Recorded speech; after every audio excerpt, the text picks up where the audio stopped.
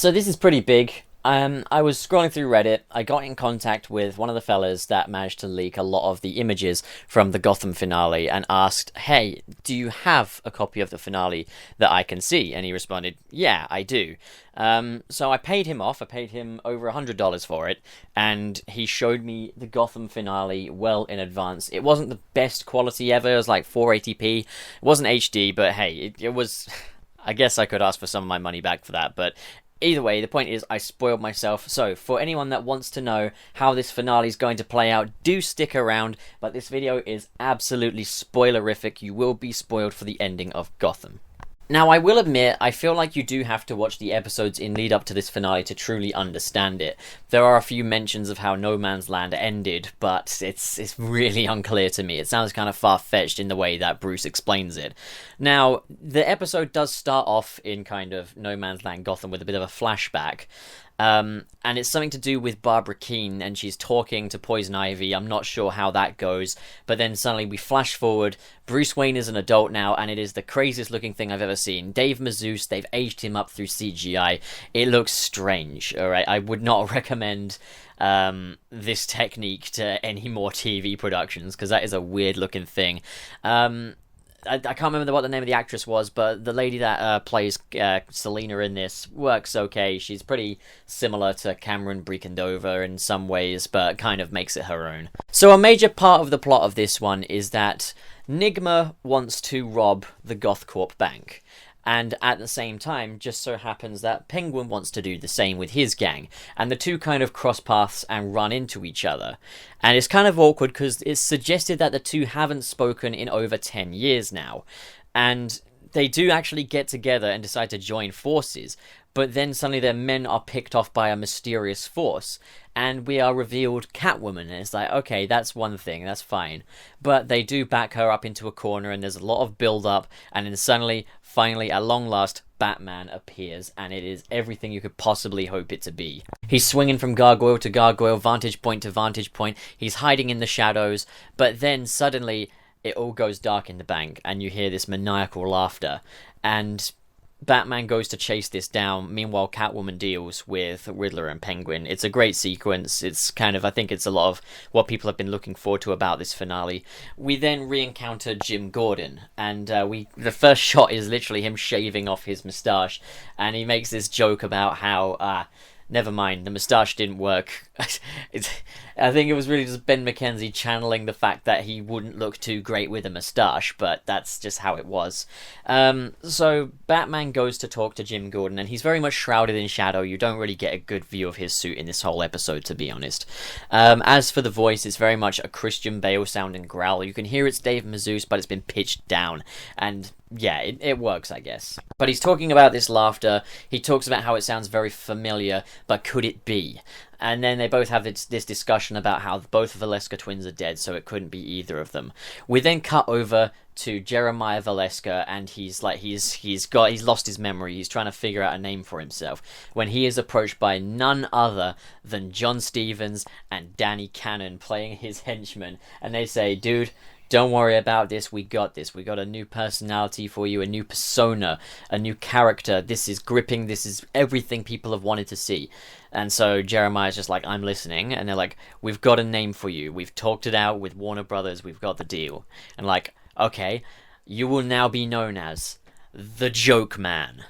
And he's like, "Okay, Joke Man it is." So then Joke Man is going to make plans and everything to take down Riddler and Penguin and have the bank for himself and basically monopolize on all of Gotham.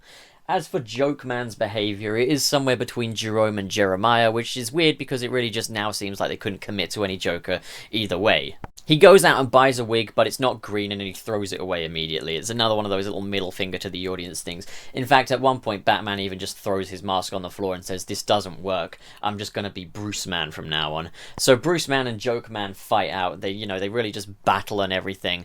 And then, in the end, he gets Joke Man cornered and he gets the bat knife out, and they finally do the moment that comic book fans will have been waiting for throughout this entire series. They finally cut Jeremiah's penis off, and it is just the greatest scene you could possibly imagine. So at this point, Joke Man's story has come full circle. It's exactly like the comics. We've got that scene now, and it's everything you've wanted to see. So Bruce is now just pounding him continuously in the face, just like, forget about it. That's the end of Joke Man, and he even gets killed off again. I can't believe that they do this. But then that's the last you see of Joke Man for the rest of the episode now. And then Batman's just like, dang, alright, he was too easy. But then John Stevens and Danny Cannon approach Batman, are like, dude, the thing is, you don't know. The worst is yet to come. There is a man out there that has been watching the actions of Jerome Valeska, Jeremiah Valeska, and Joke Man. Not that Joke Man is connected with the Valeska brothers, but let's roll with it.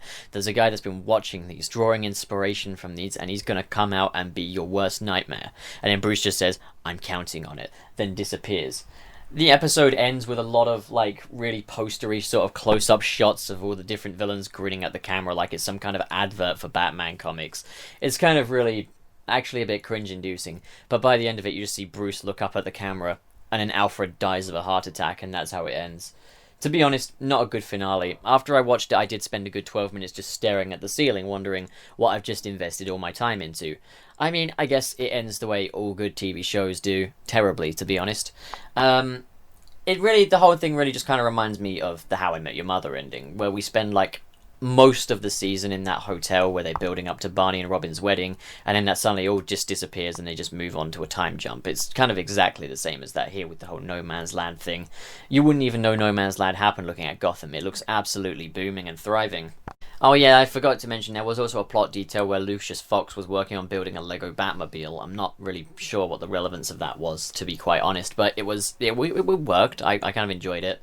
As for other villains, they are completely omitted from this episode. It's all about Penguin, Riddler, and Joke Man. So, yeah, as for Catwoman, she just kind of makes her appearance and goes. Just the whole thing feels really, really rushed. It's rushing to get to an ending, and, like, we have Batman in it, we have Joke Man, the character we've all been waiting for from the comic books and everything. But just the overall outcome of this finale, I would say, lukewarm, I guess. I could have done without the 10-minute long scene where Jim Gordon starts running a daycare center for all the babies that he's made over the course of the season. It goes on too long, and baby humor's not very funny. Also, Alfred's heart attack comes out of nowhere. I felt like they were building up another new character arc with him, where he was kind of getting himself back on the market and thinking he was going to date Poison Ivy and everything, but I guess that just didn't happen. As for Echo, she is in love with Joke Man, but has no idea that he's Jeremiah. In fact, it's kind of a long-running gag where, like, they're just like, at least he's not Jeremiah Valeska, nudge, nudge, wink, wink. Honestly, I think the fact that the whole thing ends with Bruce even winking at the camera was kind of strange, really. And as for Jim Gordon not having the moustache and the glasses, okay, that was one thing, but they didn't age him up at all. In fact, they even shaved his head so it looks a bit more like it does in Season 1. They just wanted to go full circle with this, I guess, foreshadowing and all. So while all this was going on, there was also the suggestion of, there's that young man that's taking notes from Jerome, Jeremiah, and Joke Man, and, they're definitely sticking with the fact that this guy is going to become the Joker, but they can't say it in name, literally. They're about to at one point, but then this Warner Brothers executive just comes in and just goes, shh! And then they just kind of cut to the next scene and everything. I guess that was kind of a fun nod to what was going on behind the scenes. Truth be told, this was not a natural organic ending, and just seeing Bruce Wayne's head, David Mazouz's head, just floating around on this big bodybuilder's body, and it even changes between the different body types. This stuff, he goes through like 10 different body types, and the Batsuit even, you don't really get a good look at it, and when you do get a good look at it, it's all CGI. It's a lot like Smallville and everything. It's just, they haven't really done it justice. I think in the scenes where it wasn't CGI, it looked a bit like a Halloween costume, which definitely goes to show the budget cuts. So overall, I would grade this a B- as far as finales go. I think it was brilliant, but I also think it sucked. So That's my review of the Gotham finale, and if you haven't noticed by now, I am completely not serious. I haven't seen the Gotham finale, and even if it was leaked, I wouldn't watch it because I just want to savor that moment when it does finally come. If you've stuck through it this far, let me know if you enjoyed this idea of what the finale might be. I might even do a predictions video coming up soon, and if you haven't already, you can also check out an absolutely ancient video on this channel, which is called How Should Gotham End? And yeah, it's a video that was actually quite popular at the time it came out, but it might be worth revisiting because it was my idea of how Series 5 would play out for Gotham. So if you enjoyed this video and you want to see more like it, and you are new here, don't forget to click subscribe, and otherwise, well, I'm just glad to see you again. Thank you so much for watching, guys, and I'll catch you next time.